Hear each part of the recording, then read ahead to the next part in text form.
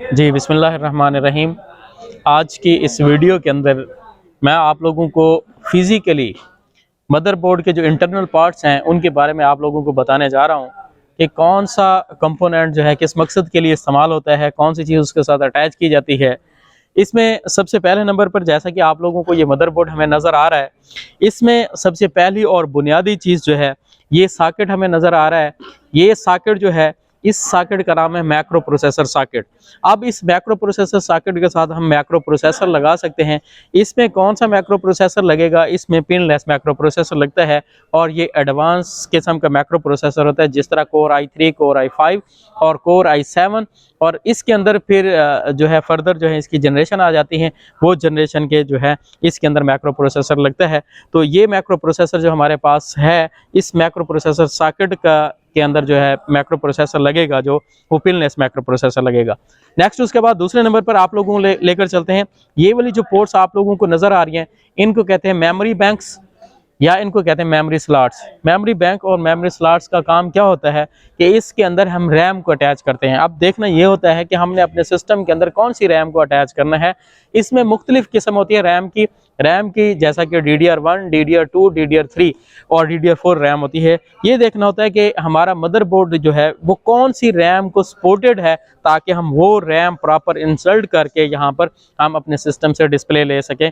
क्योंकि इसमें बुनियादी चीज़ रैम और मैक्रो प्रोसेसर का ठीक होना डिस्प्ले के लिए जो है वो इंतहाई ज़रूरी है। फिर यहाँ पर आप लोगों को जैसा कि ये नज़र आ रही है, तो यहाँ पर ये कट आप लोगों को नज़र आ रहा है। अगर हमारे पास DDR3 और DDR4 रैम है तो उसके ऊपर कट भी एक होगा।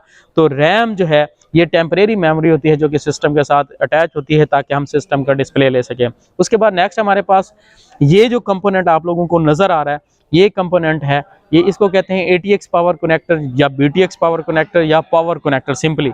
इस पावर कनेक्टर का बुनियादी तौर पर काम ये होता है कि इसके साथ हम पावर सप्लाई सिस्टम के अटैच कर सकते हैं, ताकि हमारे सिस्टम के अंदर पावर हम सिस्टम को दे सकें और फिर उसके बाद फर्दर हमारा सिस्टम आगे वर्क परफॉर्म कर सके। तो हमने देखना यही होता है कि कौन सी कैटेगरी की जो है पावर सप्लाई लगती है। तो यहाँ पर जो पावर सप्लाई लगती है ये 20 पिन पावर कनेक्टर है, इसको कहते हैं BTX पावर कनेक्टर। अब इसके साथ जो पावर सप्लाई अटैच होगी वो BTX पावर सप्लाई अटैच होगी। फिर उसके बाद नेक्स्ट हम चलते हैं, यहाँ पर हमारे पास ये पोर्टें आप लोगों को नजर आ रही हैं, जैसा कि ये 4 पोर्ट्स हैं, इनको कहते हैं SATA पोर्ट्स। अब ये SATA है क्या, serial advance technology attachment ports. अब ये SATA पोर्ट बुनियादी तौर पर किस लिए यूज होती है, इसके साथ हम SATA हार्ड डिस्क लगा सकते हैं, इसके साथ हम SATA DVD RAM combo super drive लगा सकते हैं। यानी कि SATA ड्राइव जो भी होंगी वो सारी की सारी इस SATA पोर्ट के साथ क्या है, फिजिकली अटैच होती हैं। तो ये भी हमारे सिस्टम के अंदर एक एडवांस पोर्ट है, जिसके अंदर हम जो है डिस्क्स लगा सकते हैं।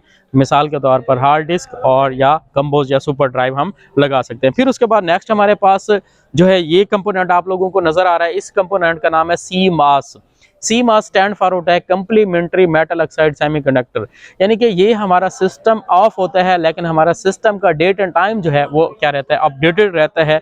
तो इसी CMOS सेल की हेल्प से हमारे सिस्टम का डेट एंड टाइम अपडेट होता है। अगर हमारे सिस्टम का डेट एंड टाइम इनवैलिड आ रहा है तो डेफिनेटली CMOS सेल खत्म हो गया है, अब हमने उसको रिप्लेस करना है।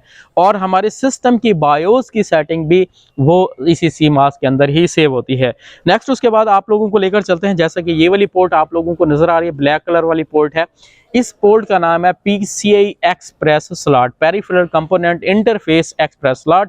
इस स्लॉट के अंदर हम ग्राफिक कार्ड लगा सकते हैं। जिस तरह आजकल गेमिंग का दौर है और बच्चे जो है गेमिंग्स खेलते हैं, तो इसके अंदर ग्राफिक कार्ड लगाने के लिए हमारे पास ये जो स्लॉट्स है, ये PCI एक्सप्रेस स्लॉट है, जिसके अंदर हम गेमिंग कार्ड लगा सकते हैं या हम ग्राफिक कार्ड लगा सकते हैं। नेक्स्ट उसके बाद हमारे पास ये 4 पोर्ट आप लोगों को नजर आ रही है, इसको कहते हैं VRM, voltage regulator module port.